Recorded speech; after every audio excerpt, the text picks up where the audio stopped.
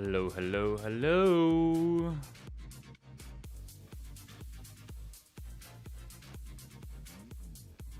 Yippee! More Stuffeyy! Hey Arctic, how's it going, buddy? Something a little bit different. Something a little bit different, guys. I thought... I did think about doing some sim racing, but I thought, you know what? Let's try and go live in the midweek and just do some F1 chatting. Yeah? F1's forever moving, of course. Lots of moving parts as there's more news today. More important than that, than what's happening over in the US, you know. More than what's happening over in the US. It's all about here in F1, so... Yeah, we'll get to that Arctic. Yeah, we will. I want to get through some of your questions as well from the weekend. Unfortunately, I didn't have time to put a video together. With this being my first week back at work from paternity leave after having a month off, I didn't have the usual time that I wanted to be able to put a Q&A video together for you. So I thought we could run through some of those questions that you posted on the community page after Brazil. Some of them are still quite relevant, I think, and worth discussing. So yeah, we'll do that. But we'll discuss obviously the big news, of course, Bortoletto shortly. Hey Anthony, I'm doing very well, thank you. Hope you're good too. Hey Murray. You hear Max? Lando and Max are no longer speaking. Really? Where did you hear that? Where did you hear that?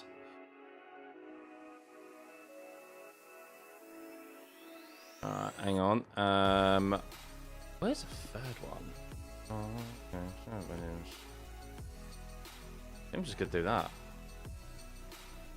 that.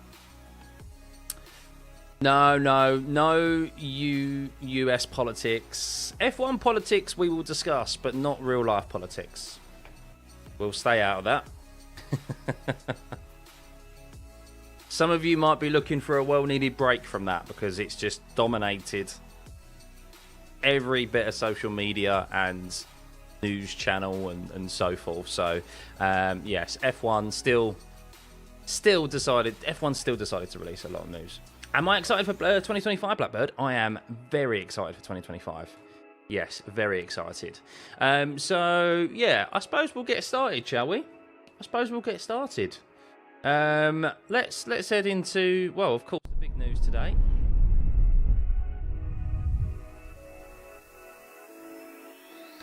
And that is this one.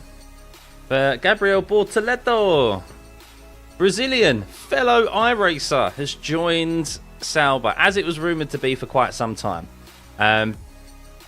Good appointment, I think. Current, obviously, F3 reigning champ. Let's start that again. He's on a similar path to Oscar Piastri. Won F3 in his debut year. He's potentially going to win F2 in his debut year. And he's now confirmed to be in F1 for next season. Of course, he won't be in as good as a team as Piastri and McLaren, even though they were part of the same team. And he's now at Sauber. So we'll have another Brazilian on the grid. We could have a Brazilian and still an Argentinian on the grid next season. So that'd be good. So we'll see. Arctic, do I prefer the triple header followed by a break, followed by a triple header, or spacing them out properly? I prefer the spacing of them out, to be honest with you. I'm not a big fan of triple headers. The thing is with triple headers is that even for me, doing the watch-alongs and so forth, it feels very... I can't do anything else on the weekends. Like, my life not revolves around F1, but it kind of feels like that. And when you've got triple headers... That's a whole month, pretty much, of where your life is just around F1, and there's not much time for anything else. So, no, I like the spreading of it out. It's nice to have that break sometimes. As much as I love F1, to know, oh, I haven't got any F1 this weekend. Like this weekend, it's nice, and I can go out and just chill and relax and do some other bits, you know. You feel like Colapinto should take the Red Bull if he gets a chance, but that second seat is cursed. Yeah, we'll talk about Colapinto shortly, Murray. Yeah, definitely, because there's a bit of news that's come out now. I don't like going to these certain websites, to be honest with you, but I found some information about Colapinto that I think is quite interesting. Some figures that are being muted about, so we'll check in on those. Also finding saying how many hopes and dreams are riding on 26. Yeah, I mean, even next year. Lewis could win next year being in that Ferrari. So don't rule him out. Don't rule him out. But yes, of course, the announcement today means that unfortunately we do lose Valtteri Bottas and Zhou Guanyu. Of course, Zhou Guanyu. What's everyone's opinions on Zhou Guanyu? He hasn't really done much, has he? He's kind of just quietly gone about his business. This year's been a real bad year for him. Real bad year. He's been completely outperformed by Bottas. Even with the money that he brings in sponsorship, Chinese backing, isn't enough for Stake to or Sauber to keep him on for next year, which is really telling. It's really telling, isn't it? So it's he's going. I don't think Zhou. I think that'll probably be the last we see of Zhou. Maybe. I don't know, unless a team really starts to struggle next year or something, or in 26, and they need the money from the Chinese sponsorships. I don't know, but yeah, I think mainly Zhou Guanyu is kind of his time in F1 has come to an end, and then Valtteri Bottas. What's everyone's feelings on Bottas? I think he's another one. I think his time has come to an end. I feel like it's the right time for him to move on. We don't want the same recycling of drivers. He had his opportunity at a top team with Mercedes. He's never going to win a World Drivers' Championship. Yes, he can maybe still play a role as a reserve driver for another team, but I think his time in F1 has come to an end. I don't think we're going to see a comeback like Nico Hülkenberg. Dosco, if Bortoleto wins F2, he'll be like Leclerc, Russell and Piastri winning back-to-back F3 and F2. Since 1990, only Häkkinen, Rosberg and Hamilton won lower categories and won the F1 title. Wow. Well, we know how little kind of we know kind of how not important it is really to win F2 now, don't we? Because we've seen the likes of Antonelli, Behrman and other drivers, Norris, who have come through F2, Verstappen, some drivers even skipped it, because F1 teams are looking for something that's a bit more. And as well with F2, I feel like if you don't really win it in your first year, and if you definitely aren't winning it in your second year, then you pretty much have no opportunity of getting into F1. You need to either be in with a shot of winning it in your first year, or win it in your second year in quite dominating fashion. But yeah, that for a lot of drivers who do win F2, it takes them kind of multiple years to win it, and then everyone's like, "Oh, why is an F2 driver won? He won the F2 title like Jolyon Palmer?" And it's like, yeah, but it took him multiple years to win it. So the amount of views on the Brill stream was crazy. Yeah, it was brilliant. Yeah, it was great to see, CD. Still, funnily enough, not my most watched stream this year. Do you know what my most watched stream was this year? The most boring race of this year, Monaco. Monaco is my PB and peak viewership and overall views, which is unbelievable considering, isn't it? Just shows how popular Monaco still is for people. They still check in. As much as we complain about Monaco, people still check in on it. It had over 220,000 views, the stream, and we peaked at 14. I think we peaked at 14,000 viewers. So yeah, that's like 3,000 more than what we had like peak viewership in Brazil, and obviously you're talking 80,000 more views. So Monaco is the race. Yeah, is the race every driver wants to win, Andy, but not the race for every person wants to watch. But still checks in on. So you're a huge Checo fan. I have the understanding that the new talent is coming into F1. I'm excited to see what these younger guys do in F1. Yeah, so we'll get to Checo and of course Colapinto and Red Bull and stuff in a second. But yes, of course, that means we've lost Valtteri Bottas, Zhou Guanyu. Now, if you're unfamiliar with Bortoleto, well, he is a really highly rated driver. Now, this whole talk of Bortoleto to Sauber initially, I was a little bit confused by it because I thought, okay, why are McLaren going to let him go? I'm still confused of why McLaren have let him go. It must be a loan move because they've got an Oscar Piastri type situation, a driver who's kind of very highly rated in that regard. comes with a lot of backing as well, my understanding is, and why would they let him go? Try and get him a seat somewhere else. Where if the relationship breaks down with Lando and and Piastri, then they've got someone they can just bring back in, a la kind of George Russell type situation at a lower team, ply his trade, and then he can make his step up because he's still young as well. And no, McLaren have decided to actually let him go, which I'm very surprised about. That he's no longer part of their driver development program, which I'm just surprised about. So, which also begs the question: why have they not gone for Théo Pourchaire, who is part of their driver academy? This is another team going for someone outside of their driver academy. So Zane Maloney, who's done well in F2 this year. I know it's his second year in F2, but he's done really well. I think he's shown enough to maybe warrant a seat in F1, at least in that Sauber anyway. And Théo Pourchaire, and neither of them have been given an opportunity, which is a real shame. A real shame. But of course, this guy sounds to be the real deal, and that's why they've gone for him. So, but yeah, Théo Pourchaire has basically fallen off of. He's still really young, Théo Pourchaire, as well. How old is Théo Pourchaire now? I think he's still I think he's the same as this guy, isn't he? Or he's got to be maybe. He's 21 years old now, 21, and only just turned 21. So he's still super young. Super young. Obviously, he did a bit in the IndyCar, where he's been in and out of that, but yeah, super young. Yeah, well, we know what it comes down to, Andy. We know what it comes down to. Money. It all comes down to money. And I assume Bortoleto, South America, with, of course, Brazil has a rich history of F1, of course, and racing. And it's been a while since we've had a Brazilian driver. Of course, Colapinto, you've seen the actual outpouring of support that he's had since he's come into the sport. So it's motorsport's really big in South America. And once Checo leaves, there isn't another seat, another South American, is there? There's not another South American, I don't believe, on the grid.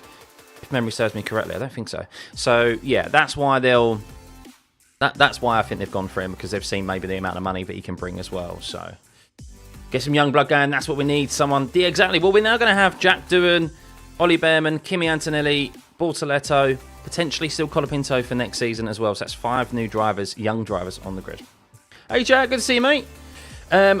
Why is it that Checo still has a seat? Well, where do we start with that? That also comes down to that. Carlos Slim. That's literally it. Carlos Slim.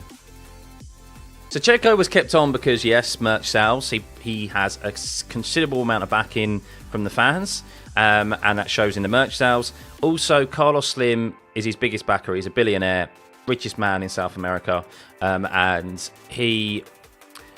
I still think he paid off. He has given extra money to Red Bull in the summer to keep him on, because you look at the relationship. Go back and watch some of the footage from Spa, so the last race before the summer break, and Daniel Ricciardo. There was a couple of rumours about Daniel Ricciardo taking the Red Bull seat, stepping up into it. Checo was very much under pressure, and there was a lot of PR videos that were done with Ricciardo and Max, when normally you'd expect that to be done with Checo. They were very pally, Max and Daniel. When they were leaving the racing circuit, they both got on the same helicopter and the same plane, and they were very pally, you know something that we don't. And I think it was verbally agreed that basically Daniel Ricciardo was going to be in that Red Bull seat after the summer break, and it was going to be announced maybe in that first week. And then everyone knew there was a meeting the day after, and something changed. Something definitely changed, and Checo, surprisingly to everyone, was kept on. And I think it's just he chucked a load of money at them. Carlos Slim just chucked a load of money at them and just said, "Yeah, I will pay you what you need to keep Checo in for the rest of the season, and I'll pay you. I think it's only £12 million. I looked up between first place and third place in the Constructors' Championship. So if they finish third, they get extra wind tunnel time, which is probably what they want, because they've suffered with that, with a new set of regs coming up, and with them having the cost cap penalty as well. I think that's maybe affected them a little bit. And you want the extra wind tunnel time for when a new set of regs are coming up. You can now start, next year is when they can start developing the car for 26, I think from April. They can already work on the engines, but it's the aero they haven't been able to work on, and the chassis and so forth. And then the he would have put up that money, no doubt. 12 million's pocket change to Carlos Slim. That's what I think. That's what I think. And I think it will come out. I think it will eventually come out at some point. So... exactly, Andy. It's nothing. It's nothing. And it wouldn't surprise me if it's even more than that. If he's fronted up even more than that. And that's why now, apparently, Colapinto, Red Bull might be going for Colapinto, is because of Carlos Slim changing his backing from Checo to Colapinto. So, yeah, it's insight, more so just false. Just false. It just seems very logical. You look at all the body language of Ricciardo and Horner and Marco and Max, that Spa weekend, it was like they're teammates. We all know they get on well, but they're teammates. And then, yeah, that was announced, obviously, on the Monday. So, and Daniel Ricciardo didn't have that bad of a race weekend either. So, I think he kind of did what he needed to do. And then now look where Daniel is. So... F1 also made an effort to make the Grid International. Bortoleto and Colapinto are talented drivers. Yes, and that's a different Dusko, is that the young drivers coming through. Now, there is, of course, the argument that Ollie Behrman is still a paid driver. I get it, because obviously his dad is worth a lot of money, and he's a sponsor, I believe, on the Haas car. But at the end of the day, you need money, or you need a big sponsorship to make it in F1. And in motorsport in general, it's not cheap. You're not going to see a rags to riches story anymore, really, in motorsport, because to get into karting, you need money in the first place. So it's, you look at Bortoleto, he's there on merit. Colapinto is there on merit. Antonelli is there on merit. Even though people might think it's a bit early, just look at his junior pedigree. I mean, he's won a lot in the junior formulas. And then Behrman's got there on merit as well. And Jack Doohan, I think. Jack Doohan's maybe the only one where you can probably go, has he done enough? Has he done enough? But I think he deserves maybe an opportunity. He deserves at least more of an opportunity than other drivers we've seen, like Sargent and Joe, and like Latifi. So I like that Lawson trying to prove himself, and he's actually pulling it off. Yeah. Lawson is... I'm really rooting for Lawson. I really am rooting for Lawson. So let's move on to Colapinto, shall we? So we'll see how Bortoleto gets on. But yeah, if you're unfamiliar with him, here's his wiki page. I mean, he's got 2 wins, 5 podiums. This is F2 this year. This is why he's leading. 2 wins, 5 podiums, 2 poles, 2 fastest laps. In a very strong season in F2, bearing in mind as well. Like, the field is very strong. He won Formula 3. I'm not too familiar with his previous... with his previous junior formula, but yeah, I mean, anyone who goes on from F3 to F2 is very talented, and that's why there was a lot of hype around Oscar Piastri as well. So yeah, just check on him. But Colapinto, so the rumours were that Colapinto might end up at Audi, wasn't it? He might end up in that last stake seat. That was kind of the rumours, and apparently the reason why here from F1.com, so this is a website I'm not familiar with, crash.net, but it's basically taken a quote from F1.com. But Colapinto's hopes of joining Sauber were curtailed because Williams were only prepared to sanction a loan deal. Which I find very, very intriguing. Sauber and Audi entertained discussions with Williams about Colapinto, with boss James Vowles actively trying to get him the seat, and open talks with Bortoleto's team. They also listened to interest from Mercedes junior Mick Schumacher and considered promoting their reserve driver, Théo Pourchaire. They had a red line, though. They were only interested in signing a driver outright. Loan deals were a no-go. That almost immediately curtailed Colapinto's hopes. Interesting. That's interesting. So they were only... I get what... I mean, it makes them right to go for a driver fully, but it still baffles me that they haven't gone for, like, Théo Pourchaire.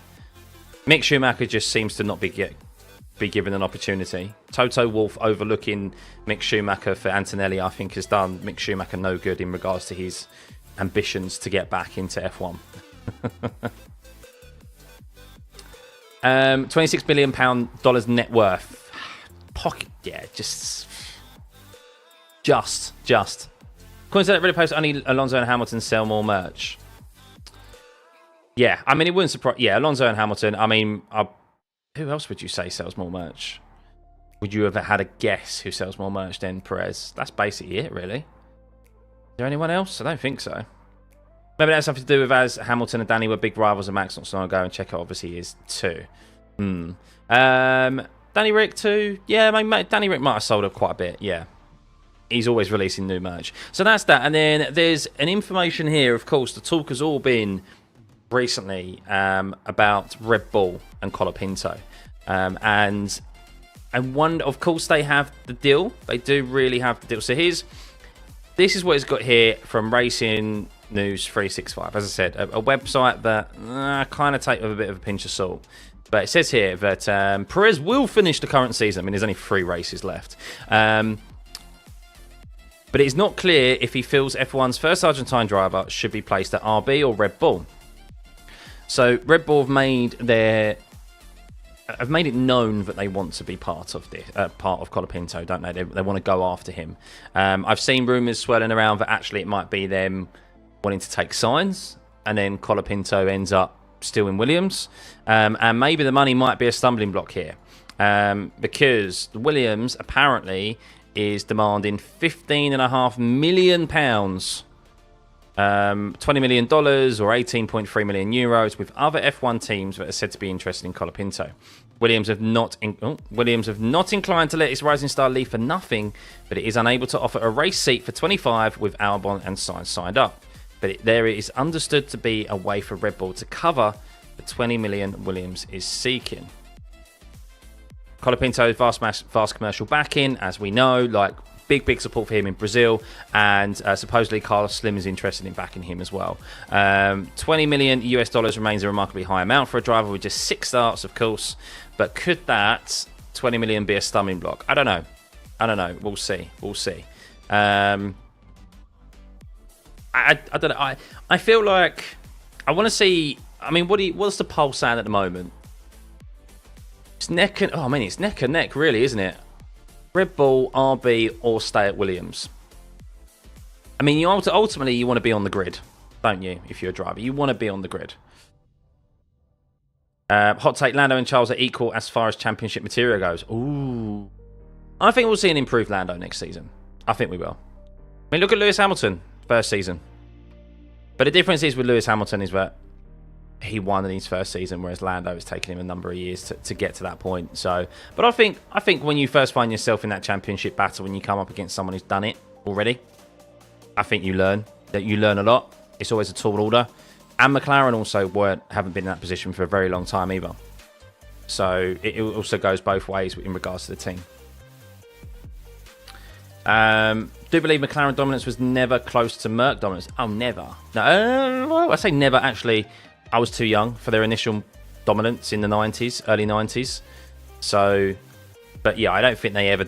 No one ever dominated in like the late 2000s, other than Ferrari. No one ever dominated like Mercedes and, of course, Ferrari. So, I know Charles got the flame like Lando, but they both trip over their laces from time to time. Yeah, I think the thing is with Charles is that he's never truly been he hasn't yet been in a sustained championship battle.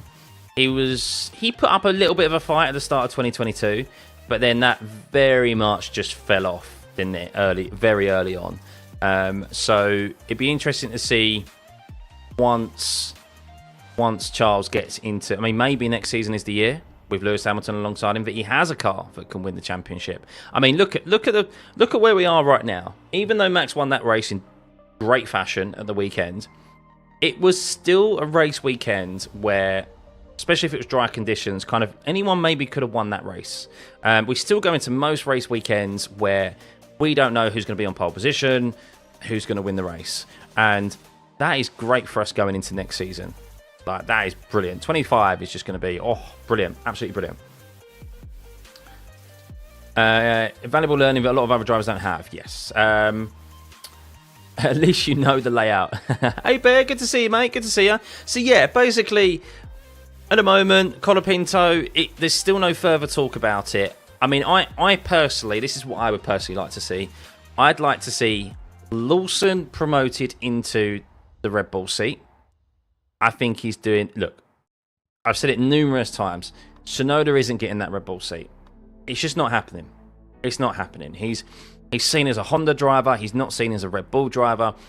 Lawson is. Hadjar is. Colapinto isn't at the moment. But he will be if they pay a considerable amount of money to get him. But Lawson, I think, is doing what he needs and is showing in wheel-to-wheel battles, especially with veterans like, yeah, Checo and Alonso, that he can hold his own. And that's what you want from someone who's in that top seat, especially if Max leaves. If Max leaves, they need someone. They still need to prep for the future, Red Bull. They need a driver who's up and coming, who can be the next Verstappen, who can be their next #1 driver. Because Verstappen is never guaranteed to stay at that team for the rest of his life. So I think Lawson deserves it. And then if you're going to bring in Colapinto, you put him in the RB seat. But then that's also a bit of like two fingers up at Isaac Hadjar as well, who's done a good job this year. Who has done a good job. For me, there was always second-class drivers and first-class. Yes, so we was chatting in the group, in my group chat, Mr. Apex chat. Do you, or can you remember when can you ever remember when a team, ignoring Mercedes' dominant years, because Mercedes obviously were only fighting themselves, but whenever there's been a multi-team battle, when have you ever known a team that had two #1 drivers, but they actually came out on top and won the championship? Now, the only time I can remember where there were two #1 drivers and they fought for the championship with other teams was actually McLaren. Senna, Prost, Hamilton, Alonso, and they tripped over themselves, didn't they? So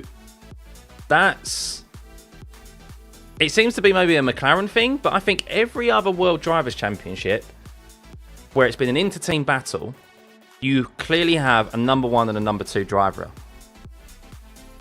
Just to clarify, I meant Lando's car had a tiny pace advantage compared to Mert 2014-16 and 2018-2019.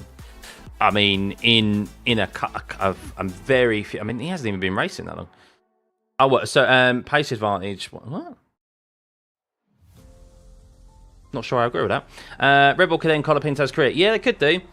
However, Max, you want to ensure that you're on. I mean, for Colapinto, you want to be on the grid. Every driver wants to be on the grid.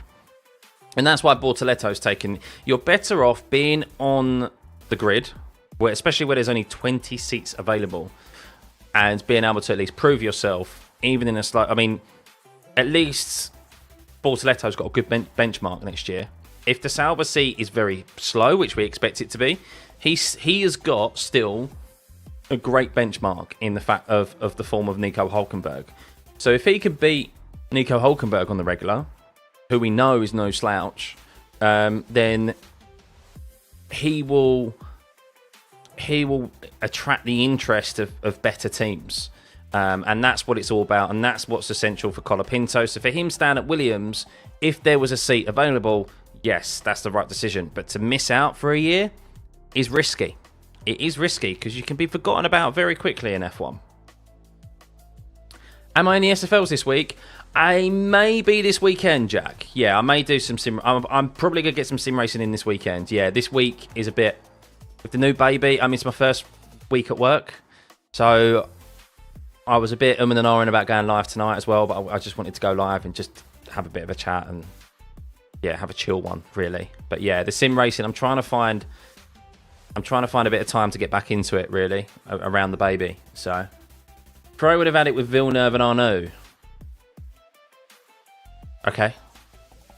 I don't really remember that season. Always take the seat. Exactly. Always take the seat. 2010-2019, only two new names won the championship, Vettel and Rosberg. Hamilton was already in 2008, and we know why they gave it to Rosberg, yes. So in this decade, I only kind of see Max and Leclerc as champs. Maybe.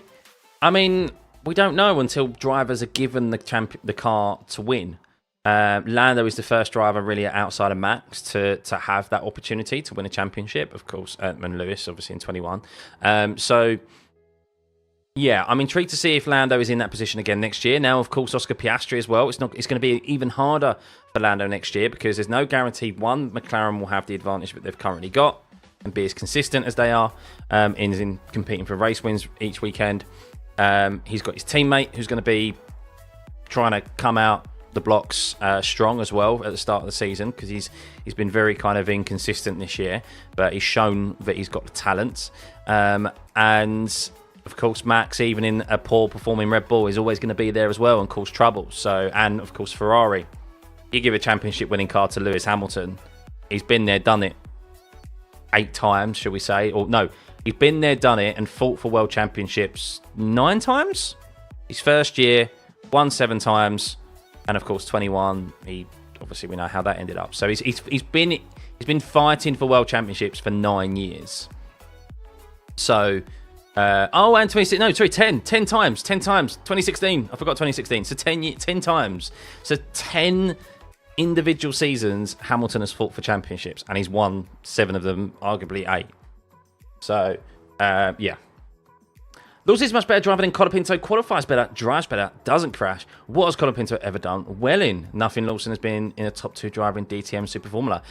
True, in regards to what has Colapinto done well in, but to be honest, teams aren't looking at how well he's done in a GT3 car or a Super Formula car. It's all about what can you do in an F1 car.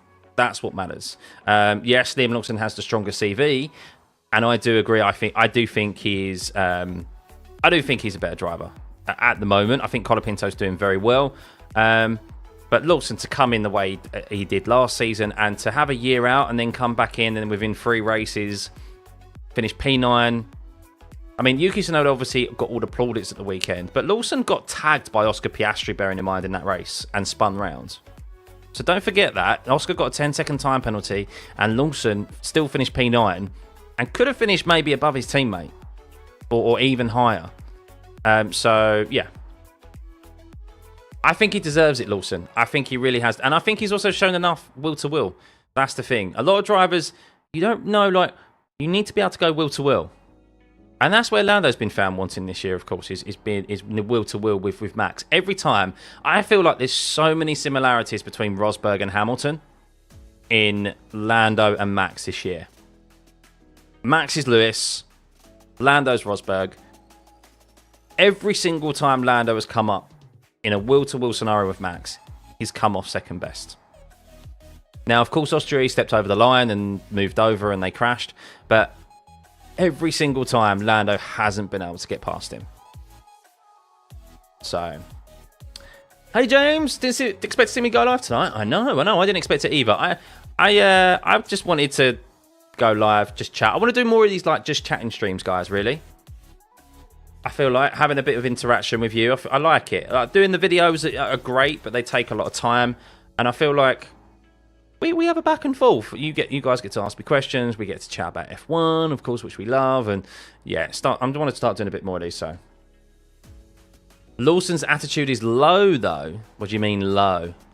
I think he's got some fight. I think he's someone who ain't going to be bowled over, and I like that. I do like that. I've heard Rosberg basically never won wheel to wheel versus Ham. Is that correct? Oh, that's a good question. You know. Was there a time Liam Lawson, Nico Rosberg actually beat Lewis in a wheel-to-wheel battle in his Mercedes time? That's a lot of races to go through. Obviously, it's 3 years worth. I can't think of any.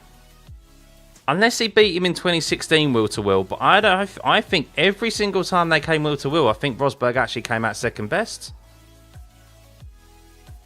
I think you're right there. I think every time Rosberg beat Hamilton, it was either due to him out-qualifying him, so he had track position. And don't get me wrong, Rosberg wasn't slow. Rosberg was quick, but lacked in wheel-to-wheel. And then obviously Lewis had to. I mean, the big one 2016 is that Lewis's engine blew up, didn't it, in Malaysia, when he was leading by like 20 plus seconds over Rosberg, and his engine blew up. So 2014 was where the love ended, and they were still a little bit in love there. They were still in love there. It went on a few more times, and that was when Rosberg realised he couldn't actually get past Lewis, but things started to get a bit fraught. So, but yeah, no, Bahrain 2014 was brilliant. So Lando talks like Max is on a pedestal. He needs to think he is the best. I totally agree, Drew. I think Lando this year has still seen, like, don't get me wrong, you can still be friends, but I think Lando has I think Lando's respected Max too much this year on track, whereas we've seen Max just go, yeah, we're mates, but I am literally winning this no matter what. And I think that's really caught Lando by surprise this year, and I think if he comes up against Max again in a championship battle, and then obviously it's big if, there's never a guarantee, I think he will learn from it. And yeah, that may put a strain on their relationship, because obviously we saw in Mexico, Lando obviously wasn't happy about it, understandably. But yeah, if he's going to treat you like that out on circuit, then you need to do the same. So, and I think Lando has been a bit too nice. I think he has been a bit too nice, and he needs. I've said it before. He needs to be a bit more of a dick. So. Button finished ahead of Hamilton at McLaren. Yeah, but that was a very weird year, Drew. That McLaren was starting to fall off. Hamilton was starting to become disenfranchised with the team, and yeah, there just wasn't really, kind of a bit now like Mercedes. Like Lewis just disenfranchised, not really bothered, and looking to move on to his next team. So that was a very different year with Lewis and Button. To be fair, Max is leading, can't risk DNF if you're nice. No, I agree that Mexico was definitely like that. But when it comes to other times in the season, he could have been more aggressive, couldn't he? In trying to overtake Max and stuff. So Yuki and Franco 25. Oh, that'd be a good one. But yeah, so basically, I mean, what's everyone saying? RB is the best choice for him. Stay at Williams, Red Bull. I think if he gets that opportunity, he needs to take it, Colapinto, and I think he probably will. Officially, the F1 grid thing. Let me see if I can find it. Hang on. It says that the seats aren't taken yet. Formula One. Well, our second RB seat isn't confirmed. Here we go. Yeah, this one. Oh. Can you guys see that? So technically speaking, this one is still yet to be confirmed. So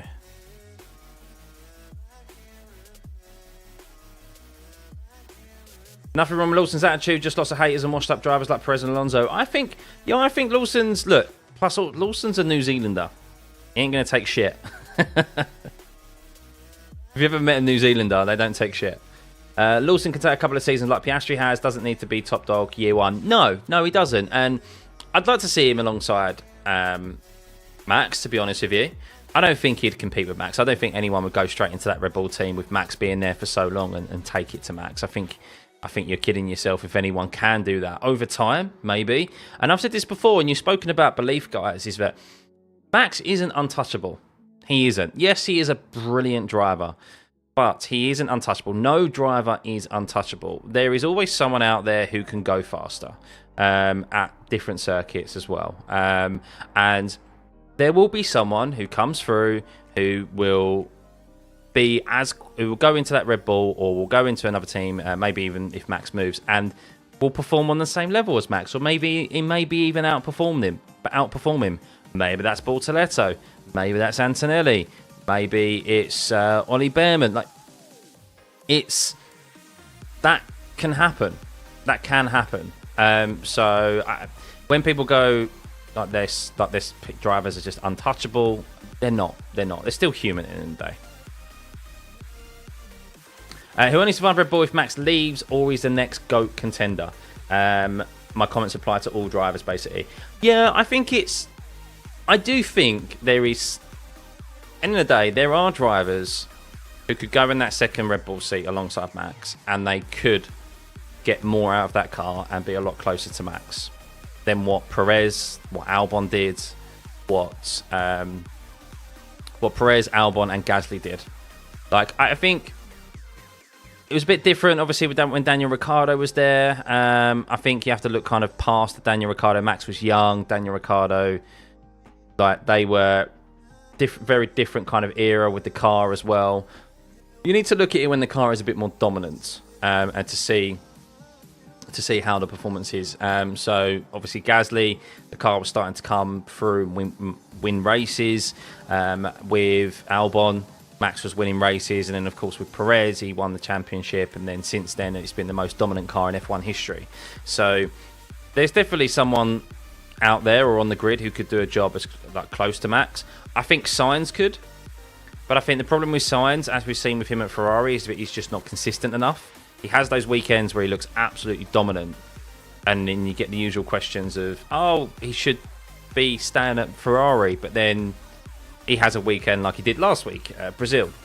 So he's just very up and down, Sainz, and it'd be interesting to see how he gets on at Williams as well. So also, understeer, Sainz hates oversteer. Yeah.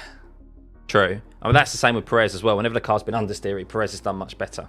But yeah, you need drivers who can... In that Red Bull, you need drivers that are adaptable, ultimately. And arguably, you could say Liam Lawson is adaptable, as we mentioned. He's raced Super Formula. He's raced DTM. He's raced a number of different series and won races in them. And that's an adaptable driver. Same as Oscar Piastri, very adaptable. You don't win back-to-back junior formulas, F3, F2, without being an adaptable driver. So there are those out there who could do a job alongside Max. However, most of them are kind of number one drivers, though. Hamilton, Alonso, Piastri wants to see himself as a number one driver. Leclerc, maybe. So, winning debut in them. Was he a winning debut in both of them? I remember he did DTM alongside Albon, didn't he? When Albon had that year out, when he got dropped. He did DTM, didn't he? In the Ferrari, wasn't he? He was in the Ferrari. That's the one. That's the one. Yeah, I remember that, because I remember them putting it on YouTube or something. I was like, oh, who's this guy? That was the first time I was ever introduced to him. I was like, oh, who's this guy? He seems pretty chill. So, Williams, Mansell, Prost, maybe. Oh, okay, what, when there were two number one drivers, Hume? Fair enough, fair enough. Right, shall we get to a couple of questions from the weekend? I know, obviously, people may have forgotten about the weekend already. But let's get to some of your questions, shall we? Because it was an interesting race, wasn't it? To say the least. It was an interesting race. So rather than doing a Q&A video, I thought we'd just kind of run through some of these questions. Some of them, I've had a look at them. Some of them are mostly kind of, not copy and paste, but very similar to each other. So we'll have a look. Greatest driver not to win a title, Alesi. Oh, yeah. He was good, wasn't he, Alesi? Right. Let's get to it, shall we? Shall we go oldest... That's top comments. I was going to say newest first. Let's go down to the bottom. Those of you commented first. Let's have a look. Let's have a look. Right. So, start off with Rab says, why do I think the VSC came in so late, which allowed the McLarens to swap? So this was the sprint race, wasn't it? That's a pretty simple one. So after reviewing it, it seems that basically because Nico Hülkenberg was sat in his car for quite... I mean, I'm not saying I agree with it, but because Nico Hülkenberg was sat in his car for, I think, a lap and a half, nearly 2 laps, and trying to get the car moving again, the race control didn't throw the VSC. Now, the reason why they didn't throw the VSC as well and how it works is that the marshals will throw a yellow flag. They will then inform race control, if they don't have the TV coverage, they'll form race control of where that car is and whether it's dangerous or not. And of course, they do have all the onboards as well, and they would have been able to see the onboards of Nico Hülkenberg trying to get his car moving again. And then it was when Nico Hülkenberg got out of his car, there was a delay. Now, there was a delay that when Nico Hülkenberg got out of his car, they didn't throw the VSC. Now, I don't know what the explanation of that is. I don't agree with that.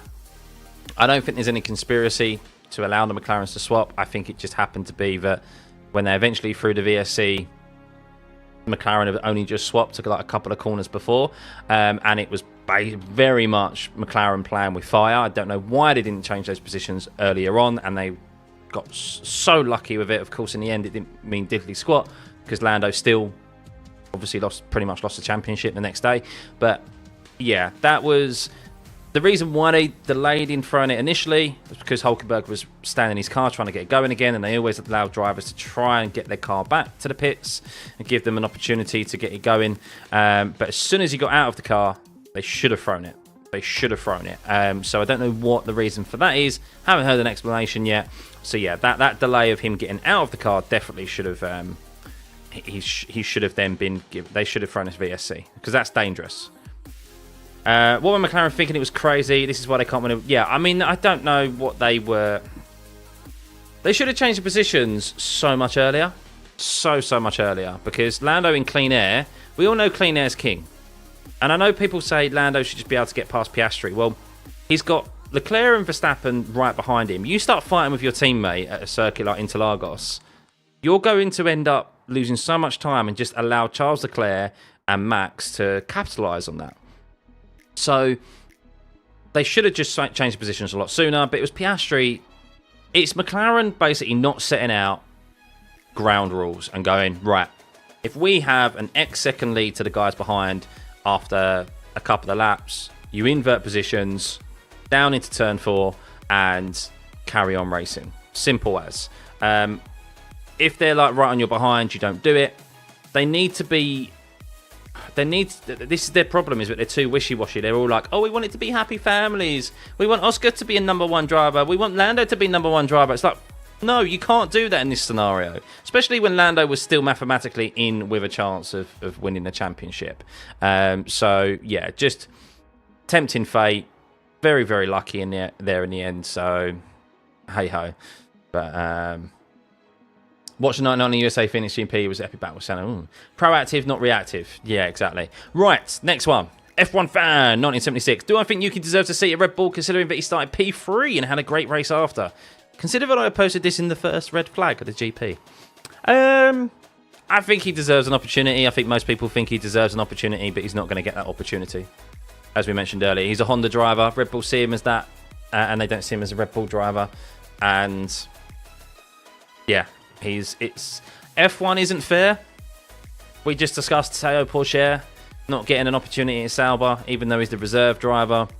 Hasn't even had an opportunity in F1, so it's not like Mick Schumacher where he came into the sport and didn't really do a lot to prove himself, and then like, oh, okay, he's aiming for another shot in F1. Like, he hasn't been given that opportunity, and they've decided to go outside of their system, their driver academy, to get another young driver instead. So real kick in the teeth there. And I think with Yuki, yeah, I think why they're keeping him on for another year is really baffling to me. Maybe it's because they've still got a partnership with Honda, so there's a relationship there or something, I don't know. Now maybe that's why they're trying to keep Yuki. That's maybe why they're keeping Yuki there for another year. I was really surprised he got signed for an extra year. Not because I don't think he deserves it, but because of that relationship with Honda ending. So yeah. Sonoda has all the keys to have a shot at Red Bull Racing seat. I agree, Junior, but yeah, money talks. I don't think they ever wanted to promote Yuki in the first place. Like, he was very young when he got promoted, and he had a good first year in F2, but he got promoted because of the Honda connection. Honda wanted a Japanese driver in one of their seats, and I think they did that reluctantly. So, which is a shame. Because Yuki has eventually come to prove himself, I think. I've always been a bit of a big critic of Yuki, but he has got better, and I think he now deserves, with the performances he's put in, he does deserve a shot, but hey-ho. Right, next one. Will Haas bounce back in Vegas? Probably. Yeah, probably. Very poor weekend for them at Brazil, wasn't it? Uncharacteristic. Of course, Ollie Behrman had to step in. He did a decent enough job, but Magnussen will be back, and they normally do quite well with the high-speed circuits, Haas, and Vegas is a high-speed circuit, so I think Haas will bounce back at Vegas. Intrigued to see what livery they've got as well. Dusko, I'm more interested in your Vegas and last 3 predictions. Should Ferrari DRS up? Because in Mexico, I think they kind of messed up. I miss teams working together like this, to be honest. Ooh. Yeah, I do expect Ferrari to be strong. I think McLaren will, because McLaren were strong in the dry. McLaren was strong in Mexico. They were strong in Brazil. The worst thing for them this weekend was the fact that it was a wet race. So, yeah, McLaren will be strong. Ferrari will be strong. I don't think Red Bull will be strong. I think we'll see, even with Max's talents, I think they'll fall off. I just don't think they'll have the top speed. Could be wrong, but I think in the dry conditions, they're going to struggle. And it's not going to be a wet race at Vegas, is it? So, yeah, my top 3, I think Piastri might win it, you know. Will Lando win it? I don't know. I just feel like I think Lando's going to feel mentally drained and just want the season to be over with, I think. So I think they'll want to. I think they'll want to get part. I think Lando would just want the season to end, is what I meant to say. So the new ICU, yeah. So look, I think the ICU definitely helped in that last race at Brazil, but I don't think it was enough. I don't think it'll be enough in dry conditions. It might bring them closer, but I still think ultimately Red Bull have got issues with their tyres. That's where it's not so much their straight line speed, it's their tyre management, which is where they lose their pace. And they've still got those issues, and I think they'll have that in Vegas. McLaren as well will be quick. We know they were quick in Mexico in the straight line. We know that Ferrari will as well. So, yeah. I mean, we know Max. He'll still be up there, but I don't think that ICU is going to have that much of an influence. I mean, Brazil, McLaren went for a really big rear wing. They completely made a setup error in the wet conditions. They went too conservative, and they just couldn't overtake in the straights. They were losing time. We look back at the data. When when Lando Norris was in Russell's slipstream, he wasn't even gaining in the slipstream because he had such a big rear wing.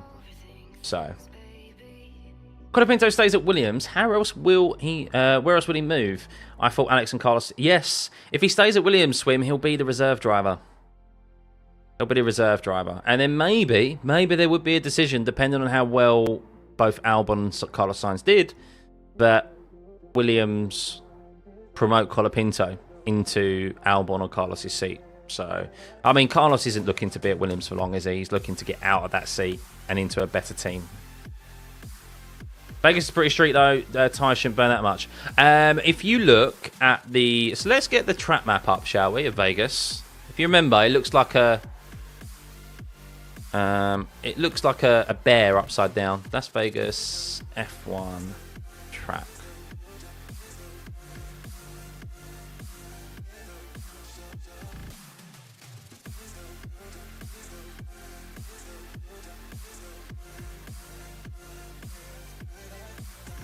Oh, so that's the track map there. That is... No, thank you. So it's mainly the rears. The rears take a lot. An upside down pig, yeah, an upside down bear. Yeah, the rears do take quite a lot. So I do remember I do think the tyres did fall off. Did take a bit of a battering last year, if I remember. A dead bear, upside down. So there is only Checo's seat unsure right now. Well, the RB seat is the second RB seat is the only one that hasn't been confirmed. But Checo's seat is, because he technically has a contract for next year, he is still technically in that seat for 2025. So yeah. So the rears take quite a bit here through the chicanes at the end of the start back straight. So I remember here when drivers were starting, their tyres were starting to fall off. They were really struggling to stay in the car ahead of them's like slipstream down into turn 1. This is a cool corner. I mean, it's almost not even a corner. Turn 17. It's flat out. You need some front tyres through here as well and through turn 3. So, yeah. I think if I remember rightly, let me have a look. Pirelli Motorsport. They normally put out a graphic showing us Pirelli Motorsport Vegas.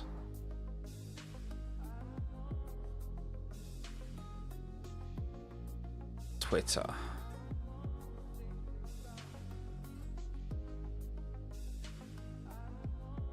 Here we go. Here we go. So, oh no, it's the rear right, rear right. This is what Pirelli Motorsport posted last year, and you can see here it's the rear right that takes the most. And I do remember that being an issue. So, and they had the softest compounder tyre, so no doubt they did the same again.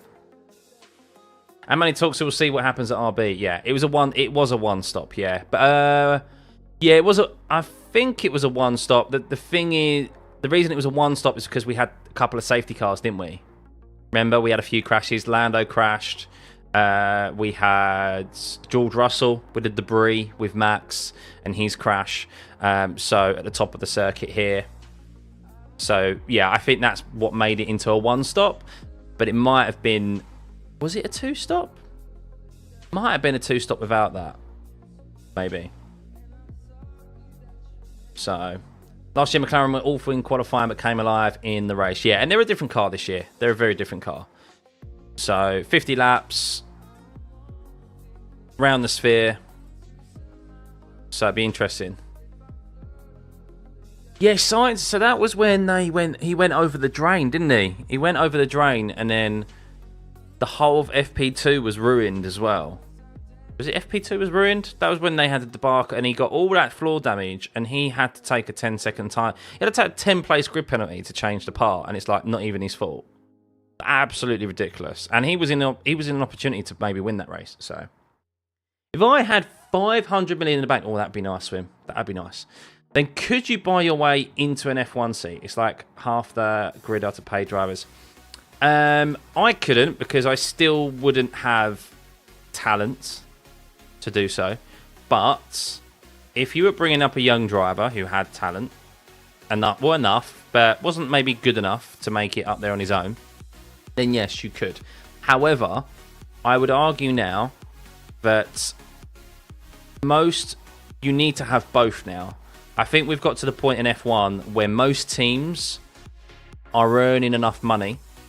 They're lucrative enough to not take on sole pay drivers anymore. Which is why we've lost Zhou Guanyu, which is why we've lost Logan Sargent, because those sort of drivers cost more than maybe what they're bringing in, especially with the cost cap era. And it's like, okay, well, we're bringing enough money now, but we don't need that extra money from a pay driver. Okay, a pay driver can bring with a driver who's talented enough, can sway our decision. If we've got multiple drivers we're looking into, yeah, there's drivers that can sway our decision because they're more commercially viable. I definitely do think that's a thing, and I think that's more so what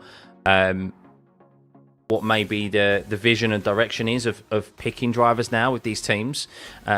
They want drivers who are quick, but they want drivers who are going to sell lots of merchandise, get lots of backing, and that's the likes with like Bortoletto and Colapinto and so forth. Yes, they're quick, but they've also got a lot of backing as well.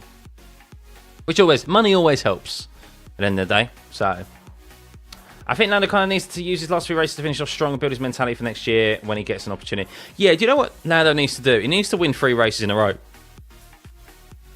Hasn't done that this season. Hasn't done it. He hasn't won multiple races in a row. It's another learning curve for him. I'm right. Yeah, you're right. If he wins the last 3 races, he can go into next season going, okay, well, I know I can win 3 races in a row. Like, he's only won 3 races this year, should have won more, and he should have won back-to-back races, but he hasn't. Whereas Max has. Max has won back-to-back races at the start of the season. Like, it's the norm for him to stick it on pole and win multiple races in a row. Lando's never done that before. I mean, he hadn't won until the start of this season, till Miami. So, good drivers are quick, great drivers are aggressive. Yeah, it's a combination. Quick, get Pixar on the phone and get Liam Lawson to voice a car in his next movie.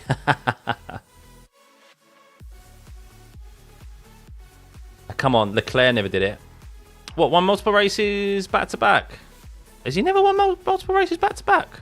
Well, then it's the same thing as well. It's consistency. To win a World Drivers' Championship, you need to be consistent. You can't be flaky. You can't just turn up one weekend and then the next weekend like put it just in the top 5. Like, you can't. You need to win. To win a World Drivers' Championship, in the modern era especially, you need to be winning more than 5 races in the season. Like 6, 7 races. Like, he should have as many race wins as Max right now, but he doesn't. And that's the difference. So, hey Phil, good to see you, mate. At least Lando kind of has no pressure now. There's no other option but to win all 3 races. Yeah, look, I mean, but we've been saying this kind of like the whole of the season. He just needs to win every single race. Which he would. It sounds stupid to say, oh, he just needs to win every single race. It's easy to say, but like genuinely, we're in that McLaren. There's no reason why he couldn't win every single race from the summer break to the end of the season. There isn't. So yeah, Keke Rosberg didn't win a champion. He won the championship without winning a race. Yeah, it's crazy. There'll be updates in Vegas. Max's 8 seemed low, only 33% last year, 90 or something. Is Williams' confidence in Albon fading? I don't know if they're I don't know. Albon really screwed up at the weekend. I mean, he put in a good performance. He qualified Q3 he qualified in the top 10, didn't he? Of course, in Mexico, and then got caught up in that lap 1 crash. Then Brazil. He's on the front row at the time he crashed. At the time he crashed, he was on the front row, which is just crazy. And then ends up not even being able to start the race. Like, there's a lot of pressure on him still. There is a lot of pressure. He needs to finish the year strong for himself. But yeah, there's pressure on him next year, because if Colapinto doesn't leave RB, so if doesn't leave to go RB and or Red Bull, wherever it is, then he's waiting in the wings and he's waiting for Sainz or Albon to basically not perform. So same lost year 2, yeah. So we'll see with Albon. We will see. But yeah, that's for next week. Next race. Sorry, it's not next week. We've still got like another 2 weeks to wait, haven't we? 2 and a bit weeks. Let's get back to some questions. So, sad category. What a username. Currently, it feels like Lando has almost 0 chance of winning the Drivers' Championship after today's race. Should Piastri still continue to play second fiddle and be expected to give up a win in order for Lando to get more points in the upcoming races? He doesn't have 0 chance, but he has near to 0 chance, I think, considering how consistent Max is. Yeah, Piastri shouldn't play second fiddle now unless Max DNFs. If Lando's like in second place and Max DNFs, I think you switch positions still, because you never know. You still never know. But if he's not DNFing and he's in the points, then no, there's no point. So that's my opinion, because he still technically can win. What is it? An average of 21 points, I think it is, or 20 points over the next 3 race weekends. One of them being a sprint race. Like, look, if Max has a DNF, I mean, it's not. So stranger things have happened in F1, but I think it feels like he needs 2 DNFs though. That's the thing. 3 wins, 3 Max DNF. Well, he needs at least 2 DNFs, and then like, I mean, I don't even know what the permutations are of that, but yeah, it's something like he needs 2 DNFs, and then he still obviously would need to win the last race, and Max to finish outside the top 3 to win. So, do people like Lando? I do like Lando. I don't think he's a man-child. No. I think you have to think about, like, look, it's his first time in a World Drivers' Championship, and I don't think anyone is doubting that Max isn't the better driver. But I think he's learned a lot. I mean, you've got to remember, Lando only won his first race this year. I think people are forgetting that. He only won his first race this year in a year where he's fighting for a World Drivers' Championship against a friend who hasn't treated him like, I think Lando thought maybe I think Lando's biggest issue this year has been his naivety. I think he's been naive that Max would maybe treat him with a bit more respect out on circuit, and he hasn't. Max has done everything that he can to win, and I think that's shocked Lando. I think that's shocked him. So if he's in a championship fight next year and it's the same scenario, him and Max, I think we'll see a different Lando. So,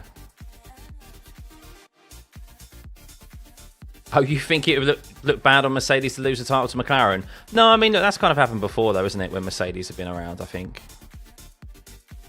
He gave Max no credit for that win at the weekend, said Russell deserved to win it. I mean, look, he's not wrong in an essence. A red flag is luck. It is. However, Max put himself in that position in the first place to benefit from a red flag. So that's where that isn't luck. But yeah, I mean, ultimately, McLaren and Mercedes made the mistake again. Have you heard the team radio of George Russell? Have you heard that? Of George Russell saying, this needs to be a red flag. This needs to be a red flag. We should stay out. It's going to be red flag. I can't get full throttle. There's rivers down to turn 1. Like, this is going to be a red flag. And they were like, yeah, George, we hear you. We hear you. Box. Box, box, box, box. And he listened to the team, whereas George probably should have ignored them and stayed out. And he boxed. What happened next lap? Next lap, straight out. Like, straight out red flag. So, yeah. Question. Do I think there should be a super pole format for Q3 in the top 10 have one-shot quali? No, I quite like the second run. I like quality as it is. I don't think it should be touched. If it's not broke, don't fix it. Leave it alone. Leave it alone. They tried that a few years ago, I think, the one-shot quality, and it didn't work. So, leave it as it is. Do I think Max is the best on the grid right now? Yes, Mark. Yeah, I do. I do think he's best on the grid right now. Can we talk about how Alonso broke out in tears in the interview because his car was bouncing? Unusual, and he told the mechanics. Yeah, we could. I mean, pole position is back. Pole position is back, isn't it? It seems to be only Mercedes and Aston Martin have this issue, though. Coincidence that they both share a wind tunnel? I don't think so.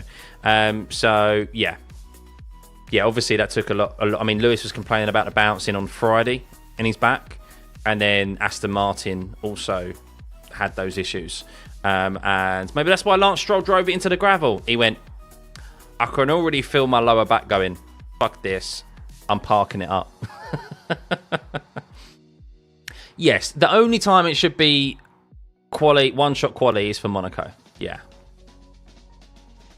They are talking about actually making tyres that are specific to Monaco as well, so that they're more, they're less durable, so that we actually get pit stops. Because that's the only excitement in Monaco, is whether or not someone can do an undercut, an overcut. Like, would there be a safety car? The strategy element is the only interesting part of Monaco, and it's down to the actual pit crews as well, whether or not they can do a good pit stop or not. So it is in discussion, Andy. I think they spoke about it. Whether it comes to fruition or not, I don't know, but it is something they talked about after Monaco because of how we had that early red flag and they went on the same tyre for the whole race. Because obviously, with the red flag rule, you can serve your mandatory pit stop under red flag conditions. So, yeah, that's which of course people want to have changed, which I think isn't a bad thing. I think it kind of ruins. I don't think really you should be able to benefit from a red flag. I think you should still have to make your pit stop.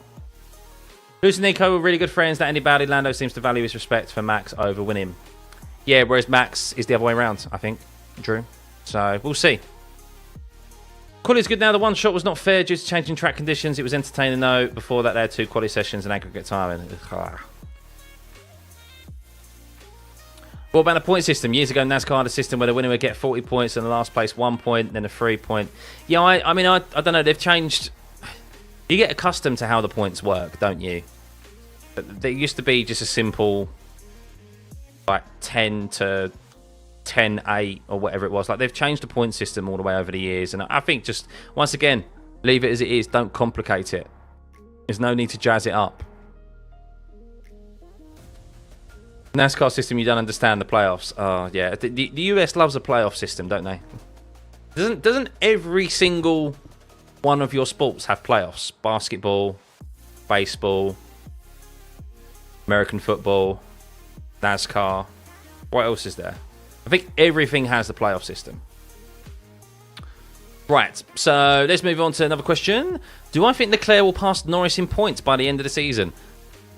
Simple, no. No, I don't think he will. There's only 3 races remaining. Unless Norris has like a collapse. I still see that McLaren just having... I still see Nando finishing on like the podium the last 3 races. If we have dry conditions. So... But realistically, McLaren shouldn't be where they are. They started 6th and 8th in Bahrain. First year out of debt, and I think FIA blinked a bit, like with Ferrari in 2019. Politics is... Oh, you think? Oh, conspiracy there. Conspiracy. I don't think so. I think McLaren have developed well. They got their car into a good window last season. I still subscribe to the idea that Red Bull have been nerfed. I think they've had to remove a part on their car that the FIA are not telling us what it is. They're not admitting, but they've told them and informed them that they had to remove something from their car because the drop-off in performance from Red Bull to the rest of the field is dramatic. It is dramatic. And it's too coincidental that, oh, yeah, the other teams just developed really well and now we're like on pace with us and quicker than us. Really? Really? Yes, every car on this grid right now is quicker than the RB19 Blackbird. Even the Sauber. These cars on average are a second quicker than last year. The asymmetric braking system. I mean, allegedly something that would maybe help with an asymmetric type braking system that would help with the car rotating through the corners and would help with tyre degradation. And then Red Bull have now struggled with their tyre degradation and Max struggles with the understeer quite a bit. Sometimes I think it's quite easy just to join the dots up. Just join them up. Hey Taco, good to see you, mate. Congrats on 4K iRating. Well done, buddy. Well done. Good to see you, mate. Red Bull had non-asymmetrical brake bias on all 4 wheels. Non-asymmetrical. No, they had asymmetrical brake bias. So it means, obviously, you can move it side to side rather than back and forward, which is what you're allowed. Is it realistic for Sainz could go to Red Bull? Not a clue, X1. It is a realistic... it is potentially realistic, yeah, but who knows? Who knows at the moment? I think they are going for Colapinto. I don't know. I really don't know. Right. Next question. Do I think Lewis and George have different driving styles and prefer different setups? Why is Mercedes producing 2 different cars each weekend, it seems? Why did Lewis's car bounce so much? They don't seem to be able to have both cars going well consistently. Thank you, TC. A simple answer for that is that Lewis is a test dummy for George. Lewis's car, and Mercedes even admitted this, they're testing in one of their post-debrief videos, or their debrief videos, they admitted they're trying different setups with Lewis. And that's why it's performing so poorly. They are trying different setups with Lewis to try and optimise George's car. Which I think, look, if Mercedes were never in a championship battle, we all knew at some point this was going to happen with Lewis. Because he's the more experienced driver. And he's on his way out. He's been excluded from technical meetings and engineering meetings and so forth in regards to the development of the car. So he is going to struggle really in setting up that car, especially with the new parts. And the engineers are basically going to tell him what he wants, and he's going to give a bit of feedback. How in detail that feedback is, I don't know. It may be quite half-hearted from Lewis. And yeah, the car obviously is just not in a good window. And then you compare it to George. Obviously, whatever they've been testing on Lewis's car has been working for George. So, and there's also a mentality reason as well. Like Lewis is on his way out the door. He's not exactly motivated. He just wants the season to end. George obviously is still trying to prove himself. He's got a high-pressured year ahead of him, being the leader of that team alongside Antonelli. And he's got the full backing of the team. Two very different mentalities there going on. And that plays into how you approach a race weekend. Lewis is hoping to be sacked like Prost was for Ferrari with his comments on Sunday. I don't know. I don't know if it was because of that, Drew. It was an odd comment, wasn't it? It was an odd comment, but I'm not entirely sure if that was... I don't know what that comment was. It was something along the lines of, if this is the last time we get to perform together. That was a very odd comment. Like, was he talking to Mercedes? Was he talking to... It was almost like, I'm on my way out. God knows. It was a very bizarre comment, so... you meant asymmetrical? No worries, Phil. Yes, that's the rumor. That's the rumor. His car should have an asterisk experimental next to the W15. Yeah. It will be swim. Yes. Lance Stroll isn't going anywhere. More gravel excursions for Lance Stroll. What would Lewis need in order to get his 8th, 9th title? He just needs a car that can win races. I think literally that's it. I think Lewis Hamilton, if he's given a car that can win races, he can fight for a championship. He's proven it 7 times. Well, he's proven it 10 times, as we have mentioned.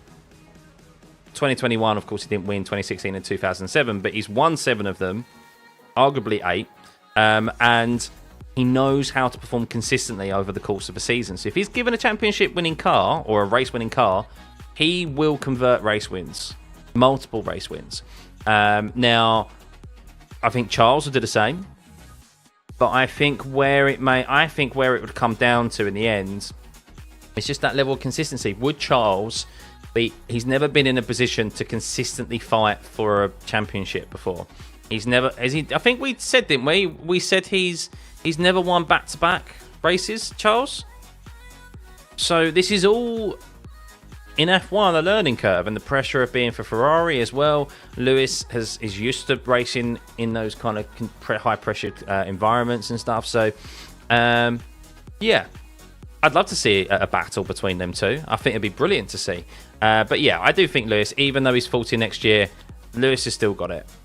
Have you seen how fit the guy is as well? Like, he's definitely not losing any physicality. And this year is these last couple of years as well. You got to remember, after what happened in 2021, Lewis would have been hoping that the team could produce a car that means that he could get his own back and win and fight for a championship again. And he hasn't been able to. And these last 3 years have been a big struggle for Lewis, I think, because he's never been in this position where he's not been able to win races before, at least a couple of times throughout the duration of the season. Now, this year, of course, he has done, but we know he didn't win a race last year. We know that he didn't win a race in 2022, and like he's gone for, until that point, he'd gone through every single season of his career where he'd at least won a race or at least been fighting for regular podiums and stuff. And the Mercedes just dropped the ball so massively. Like, imagine that happened to you in 21 and then you're not able to instantly come back out and fight for that championship again. It's got to hurt. It's got to hurt. And then, of course, there's been things behind the scenes as well with the lack of backing, hence why he's moved to Ferrari. So, yeah. And the mental aspect is just important in sport and in F1 as it is as being able to have the talent and the physicality to drive the car. Since we were talking last year, TV ratings went down. So I said before the season they moved to Japan to April, and then it's all changing. Even Horner said he expected that. With what, just viewership of F1 in general? Yeah, I think that whenever there's dominance in F1, viewership figures always go down. Everyone wants to see a battle. I want to see a battle every single year.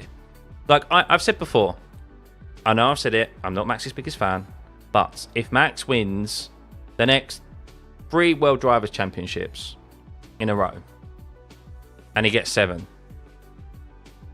fair play to him, but as long, from a fan's perspective, as long as he is given a fight, As long as he has to fight for it, as long as we have a championship battle that we can get invested in and it goes towards the end of the season. That's all that I want every single year. I don't want to see any drive. I don't even want to see Lewis Hamilton dominate a season. I want, as a racing fan, as an F1 fan, to see a close championship battle throughout the duration of the year.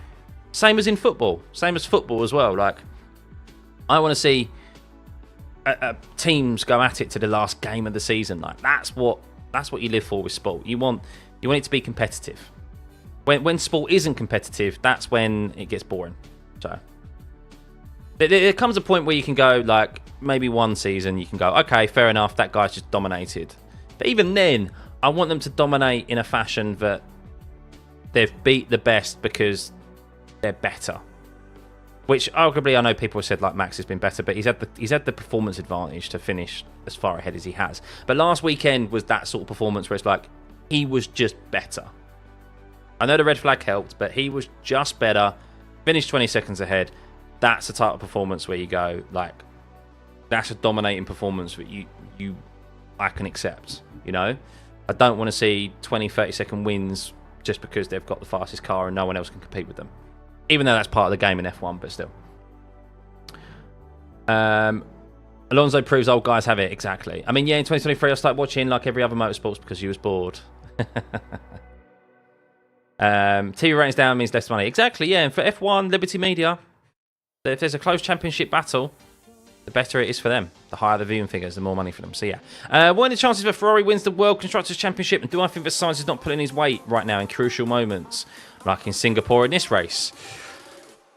I think they can still win it. There's 36 points, I think it is, between McLaren and Ferrari at the moment.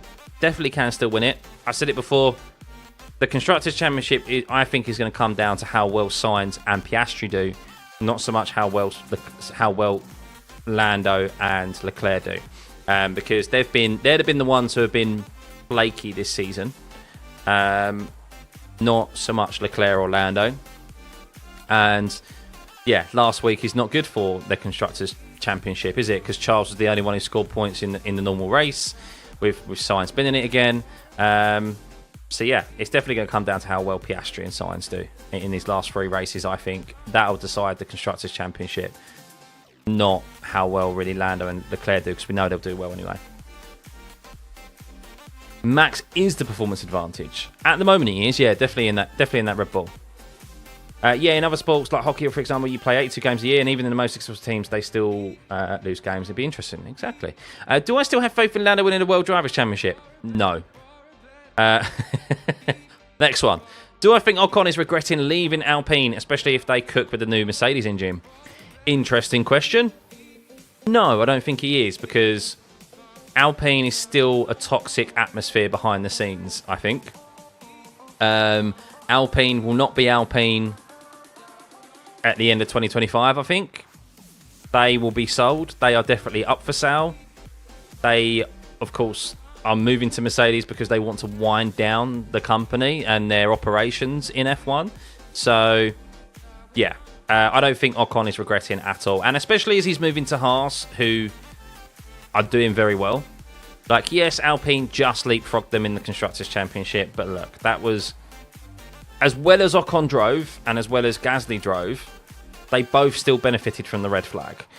So they could have finished around where the RBs were, like 8th or 9th or whatever. I think they would have finished maybe like kind of towards the top 5. But that's like a weekend in F1 that comes once every couple of years, you know. So for Alp, they benefited from it, but they haven't been quick enough to fight with the Haases. Look how good the Haases have been. It was just an uncharacteristically poor weekend from them, and he'll be looking forward to going to Haas, who seem to be on the up, especially with their partnership incoming with Toyota, technical partnership there. Who knows? Maybe that's Toyota's way back into F1. Eventually, maybe taking over Haas. So, yeah, Ocon won't be regretting it whatsoever. I think Vegas should be a good race for Ferrari. Sainz can't have that much bad luck, and this break will be a chance to tune the cars. With no mini DRS for McLaren, things will be hard for them. We'll see. Yeah, I mean, McLaren have been very aggressive with how they develop their rear wings, haven't they? They've brought more rear wings. They've developed more rear wings this year than any other team. So I still expect McLaren to be strong. But yeah, I think Ferrari, they were good there last year. I think we're in for a very tight battle again. I think we are. Does Williams have any prospects of moving up the order in the next couple of years? They have great drivers, and it would be a shame to see them in bad cars. Yeah, I think so. Yeah, I think they do.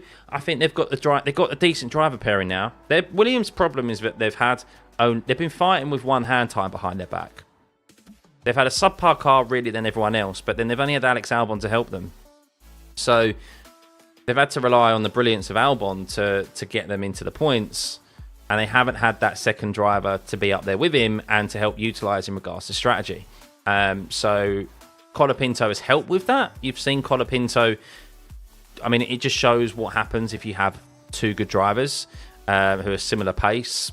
Colapinto's come straight in. He's on the same pace as Albon, and look at the points he scored. And next year, you'd expect a driver of Sainz's quality to do the same.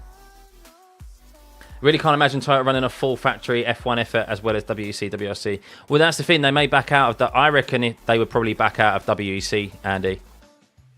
You think they've won everything. There becomes a period of time. It's like Porsche as well. I mean, they took a good few years out. Audi took a number of years out as well. Like, they compete, they win everything, and then they wind it down and they take a break. And look, F1's the pinnacle, isn't it? F1 is the pinnacle. And the thing is as well, is that F1 is very lucrative at the moment. Very lucrative.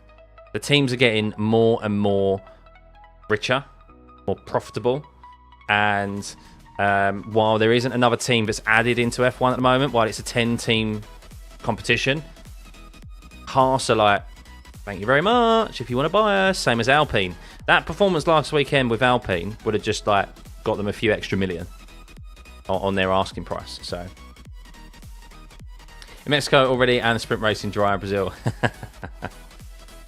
Well, apparently they've brought upgrades, Dusko, and their upgrades have actually worked quite well. So, can you ask a sim racing question, Phil? Of course you can. Maybe once they start losing WEC and WRC. Yeah, that might be it. That might be it, really. So, but it also becomes boredom. The boredom of winning as well. You saw Max like get bored of just winning. So they might get bored of that, and then the opportunity of F1 presents itself. I mean, when was they last in F1? Like years ago, years and years ago. So it might be the right time for them to get back into it. So, do I think Tsunoda would have gone on a podium if RB decided not to pit him? No, I don't think so. He didn't. I still don't think he really had the pace in that RB car to eventually hold off Max and the Alpines. And if he didn't pit, where would he have come out? He still would have been chased back. Still would have been chased down by George Russell. So no, I don't think he would have done. The boredom of winning Le Mans. Will Hamilton's fans make conspiracy claims at Ferrari if Charles is faster? Probably. You know what fandoms are like. People love a good conspiracy theory, myself included. And we know what Max fans, Hamilton fans, Alonso fans, like every single fan base will be out there making conspiracy claims if Charles is faster. Yeah, probably. Sad to say, but just is what it is. Max and Lewis fans are probably the two loudest sets of fans on social media as well, so it'd probably be very difficult to ignore. But you just got to look at the data, and you just got to try and look at the detail as much as possible, which is a bit difficult in F1 because sometimes, obviously, not everything's transparent. So, just like Alonso leaving F1, win 24 and return. In which series can you swear a lot? That would be for Max. Another one of does think Lando can win the Drivers' Championship? No. Do I think Max and Norris should now kiss and make up now in a title fight is as good as over? I mean, I don't know. I'm not part of their relationship. It's up to them. Max has definitely been more aggressive on the racing circuit than he has been off of it. I think what's been interesting is that Max has kind of gone. So Max has still been very pally-pally with Norris off the racetrack, and it's almost like Max has kind of just gone to Lando. You know I'm like this. Like, surely you knew I was like this on the racetrack. Like, I'm a different person. Like, I'm not going to give you any respect on the racetrack. And Lando's been caught out by it. So, bro, crazy question. I've belt driven and gear driven racing wheel. I'm happy with them. Is direct drive really much better? Yes. So I've had both.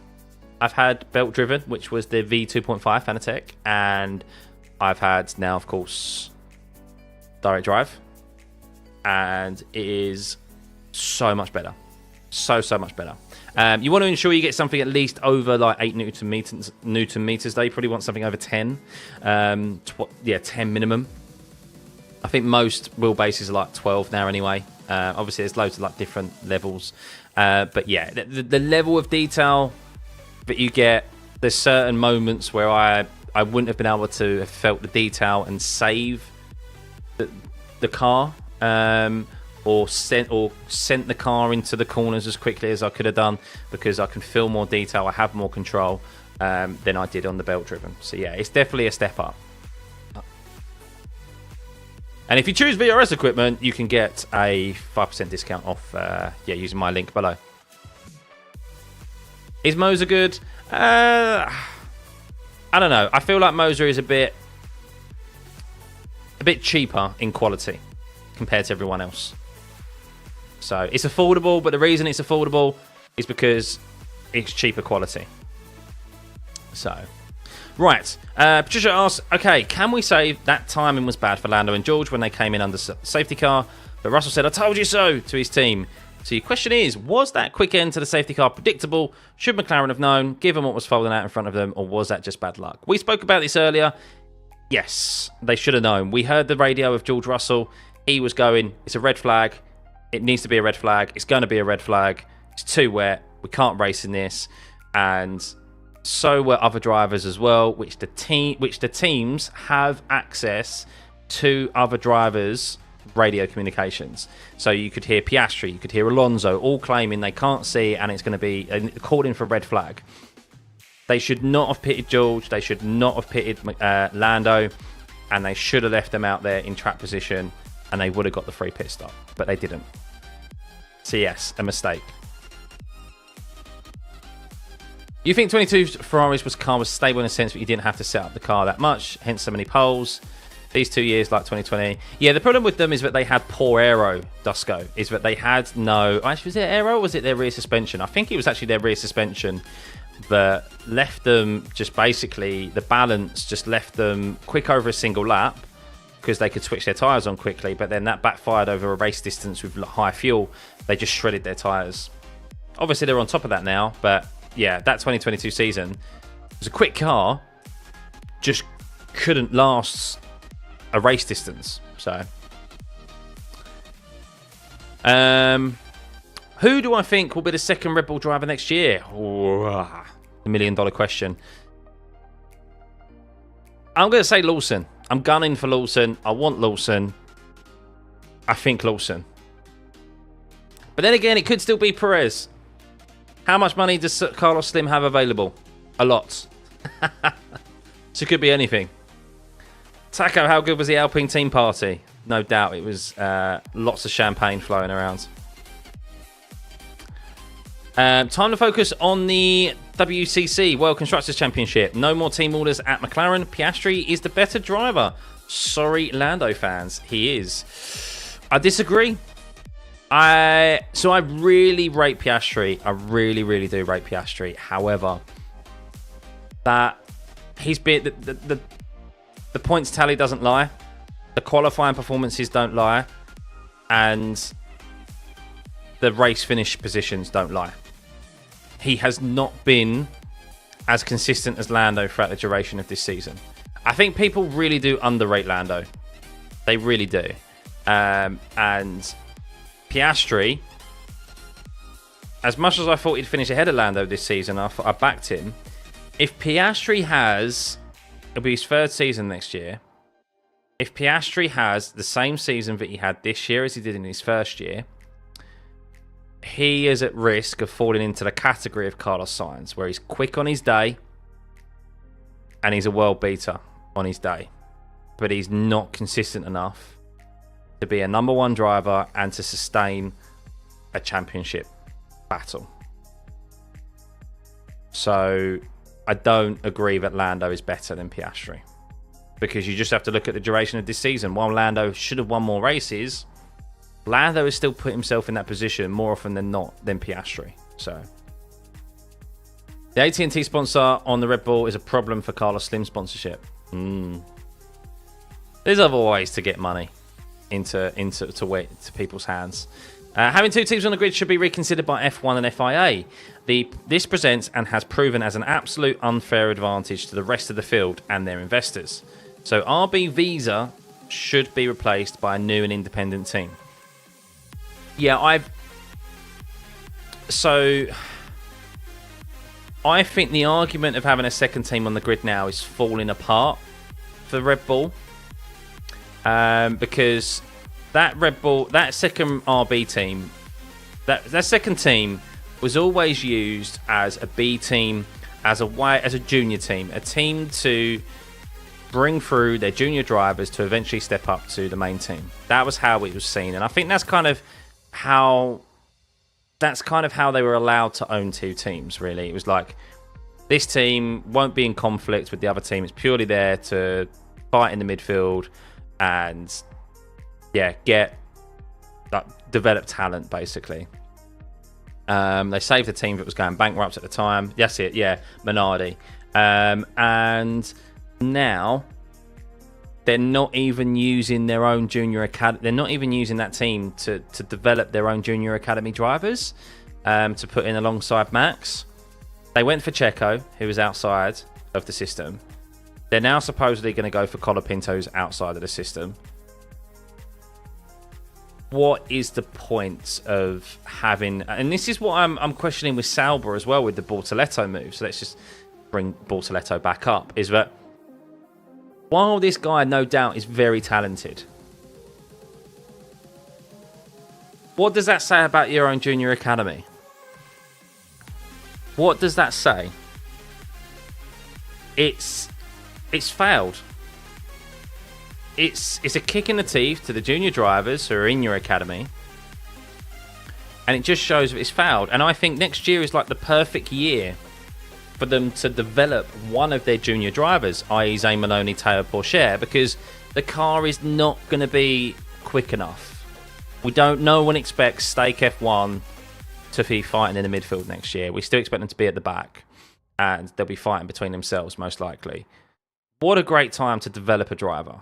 Get them bedded into the team, get them used to the F1 machine, and instead they've gone outside of their junior system, which obviously means they're not comfortable with Teo Pourchaire, they're not comfortable with Zane Maloney, they don't think they're good enough, which is a failure of your academy system.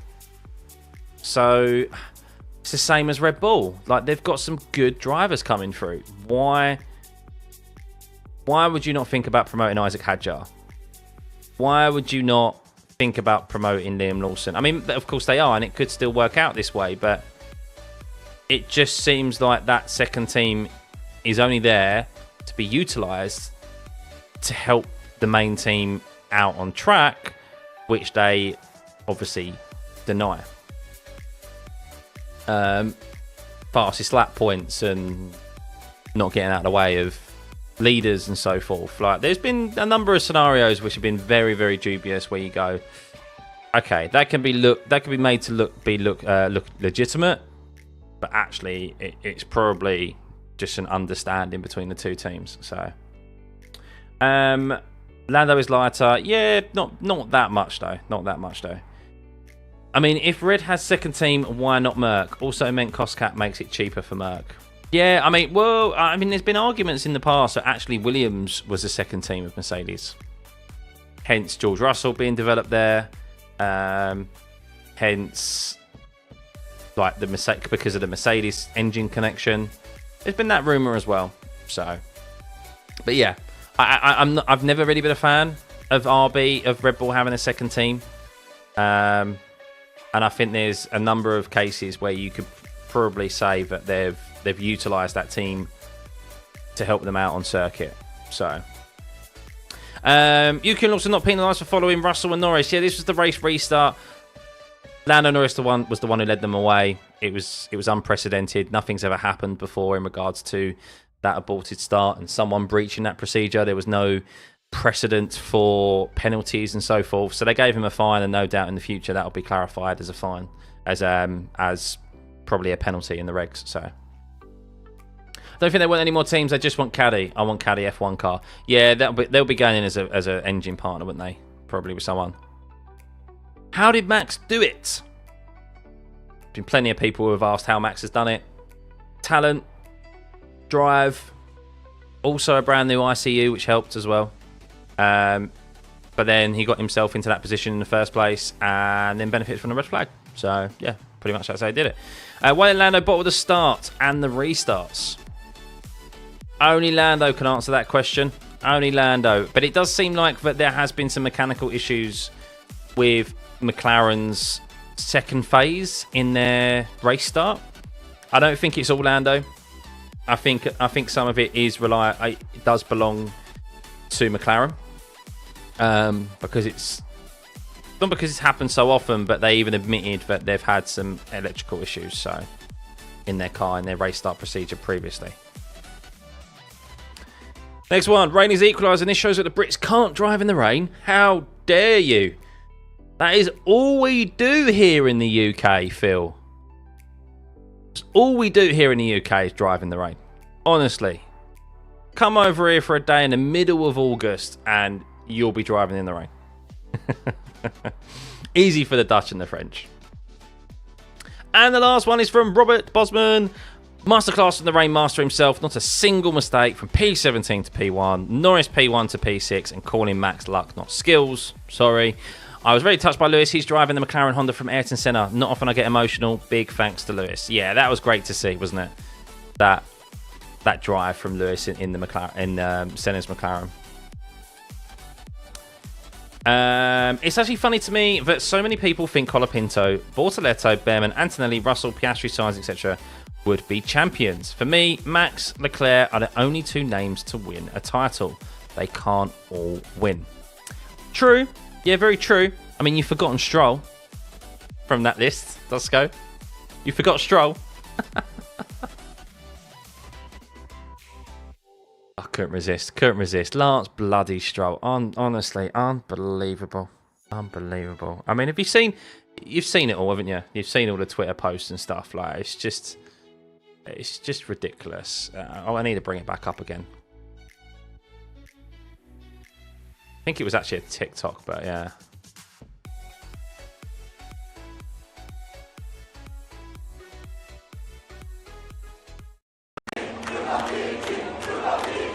Drugovici.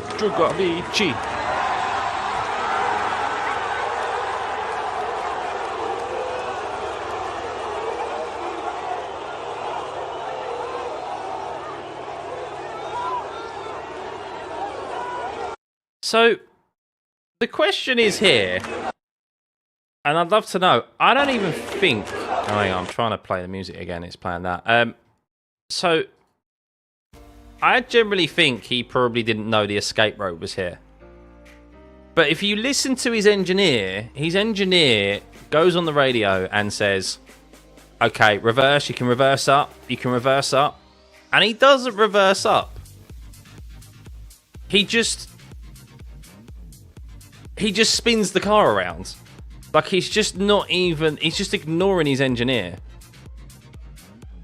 And he does that. But there is an escape road. You can see here, the escape road runs all the way round here. Look, you can see. It runs all the way round. And he probably didn't see this. But his engineer is going, okay, reverse. Like, but they're all going, Drugovici. For Drugovic, obviously. You're closing your eyes. But there's another angle. There's another angle where you see the stewards here. These stewards, there's an angle a bit more from the left, but it's looking more that way. And these stewards, and it goes out of view here, and they all just put their hands on their heads. They're like, oh my God, what have you just done? What have you just done? That's their attitude. So, yeah, funny, man. Funny. Just... What can you do, eh? What can you do? Seen the picture? Yeah, I put it in my video. If you haven't seen it, I did a video on it.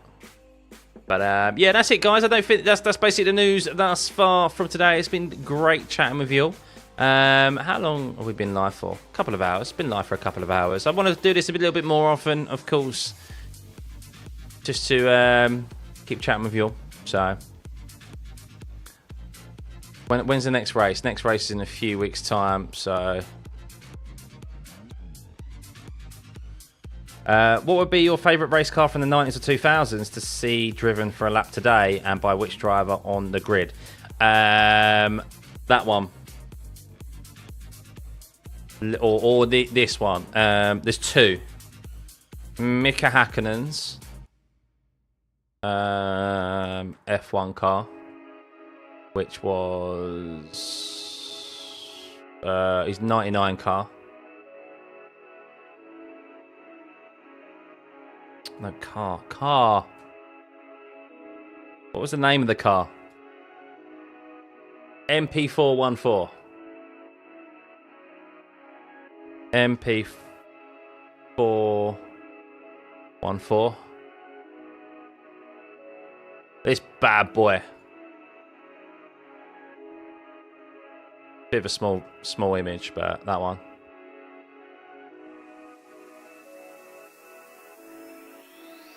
This one, beautiful car, beautiful. Mwah. Or, yeah, Lewis. I mean, we've kind of seen. Have we seen it? We have seen it. I think they drove it. Someone drove it in Bahrain. I'm pretty sure. Lewis Hamilton, 2008 one.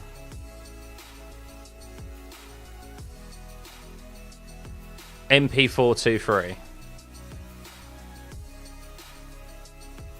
That one. I'm pretty sure someone drove that.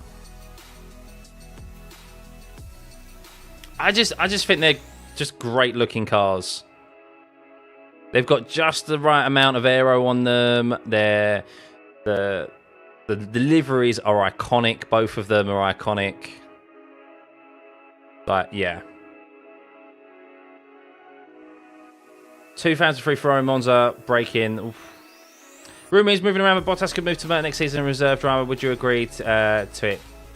Yeah, I mean, look, I think Bottas being a reserve driver is his only way still to be in F1. I don't think we're going to see a return to F1 from him like Nico Hulkenberg did. I think his time in F1 is over and done with. Yeah, I think that's it for him now. And I think it's right that he's had his time, Bottas.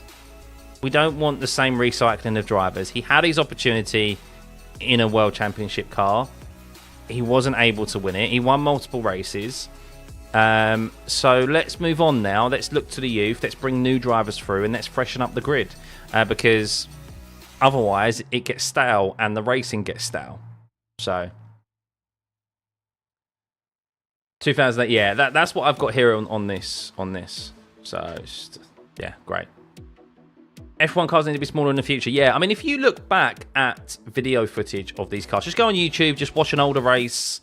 There's loads of like highlights on there and stuff, especially around Monaco. Monaco is a great example. These cars look so much faster because they're smaller and because they're more nimble.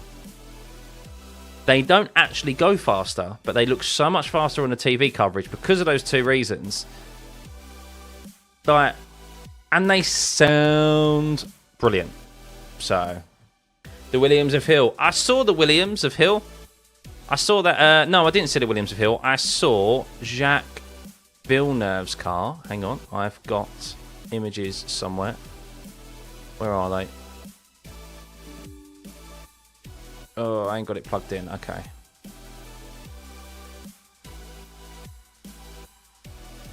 I did have it on my phone.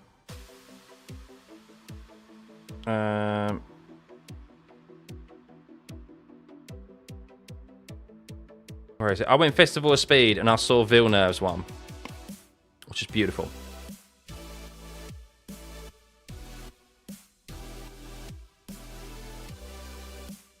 Yeah, there we go. Let's go.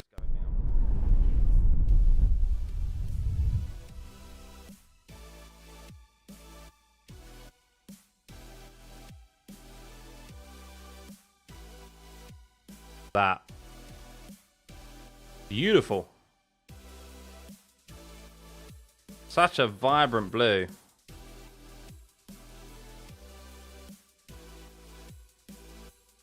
And then I saw Montoya's car as well.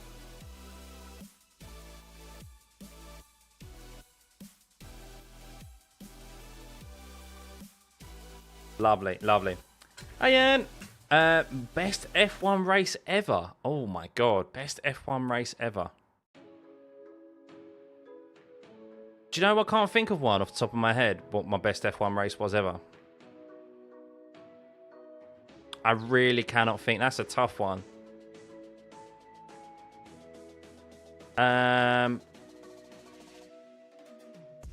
Oh, I don't know. I really don't know. I can't remember. I think it's going to be one at Silverstone, but I can't remember which one at Silverstone it would be. But I just feel like there's never a poor race at Silverstone. Love those cars, fast and nimble. Yeah, they're brilliant. Absolutely brilliant. I mean, if I didn't get done for copyright for showing F1 footage, I would sit here and watch F1 videos with you. But unfortunately, F1's still very hot on the topic when it comes to copyright, which is a real shame. Because we could do some like watch-alongs of like watching races and stuff like that. So yeah, there's too many, Anne. There's too many. Yeah, there are so many. I can't remember. Just one off the top of my head that would be good. Oh, I'm trying to think. One that instantly comes to my mind is Turkey 2008. That was a very good race with Lewis Hamilton in the rain. 2008? No, not 2008. When was that? 2020? 2021? I think it was 2020, wasn't it? That race at Hockenheim, it was crazy. Was it the one that Max won, or was it the one that Lewis won? I can't remember. I think both of them were actually really crazy. I'm coming, Mrs. Stuffey. Silverstone 2022 was pretty epic. Yeah, the 7-time world champion of the world one was good. That was the one with the Inters, wasn't it? Was that the one with the Inters, where he basically just drove the Inters? Like, I mean, it depends really what you consider to be like your favorite race, because there's ones where there's been great drives, and then there's been ones which have been like carnage and like loads of good overtakes and stuff. But yeah. Anyway, guys, that is it from this evening. Thank you for tuning in for this just chat along, just a chat, just a chill one. You know, nothing too stressful. Just talking through the news, talking through things that have happened. I'll probably start doing this a couple of times, maybe like once a week, maybe like every Wednesday. Might mix it in with a bit of sim racing as well if I get into that. If I go live, I'll probably be live again some point this weekend. So yeah, just a chill, innit? So we'll do some more of this. But yeah, have a lovely rest of your evening, guys, or your day, and we'll catch you later in the week. See you then. Bye.